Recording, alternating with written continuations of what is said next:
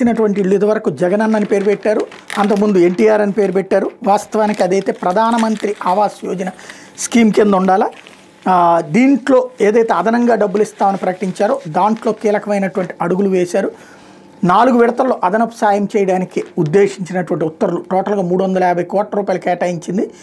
Basement స్థాయిలో 15,000 ఇస్తారట, తర్వాత 22,500, తర్వాత 30,000 ఓవరాల్గా అదనపు సాయం కిందన బీసీ ఎస్సీ ఎస్టీలు బీసీలకేమో 50,000, ఎస్టీలకు 75,000, ఆదివాసీలకు 1,00,000 చొప్పున కేటాయించబోతున్నారు. దీన్ని వివిధ ఎవరెవరికి ఎంతెంత అన్నటువంటిది ఇప్పుడు ఏదైతే 50,000 ఇచ్చేటటువంటి బీసీలకు వచ్చేటి బేస్మెంట్ స్థాయిలో 15,000, రూఫ్ స్థాయిలో 15,000, రూఫ్ కాస్ట్లో 10,000, పూర్తి స్థాయిలో 10,000 ఇస్తారు.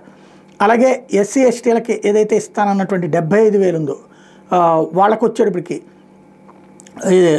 ఎస్సీలు బీసీలకి 50,000, ఎస్టీలకి 75,000. ఇందులో 22,500 బేస్మెంట్ స్థాయిలో, 22,500 రూపాయలు రూఫ్ స్థాయిలో, రూఫ్ కాస్ట్ 15,000, పూర్తిగా 15,000 ఇస్తారు. ఇది ఎస్టీలకి ప్లస్ ఎస్టీలకి మెయిన్.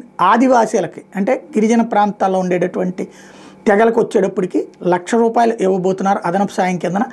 ఇందులో బేస్మెంట్ స్థాయిలో 30,000, రూఫ్ స్థాయిలో 30,000, రూఫ్ కాస్ట్లో 20,000, పూర్తిగా 20,000 రూపాయలు ఇవ్వబోతున్నారు.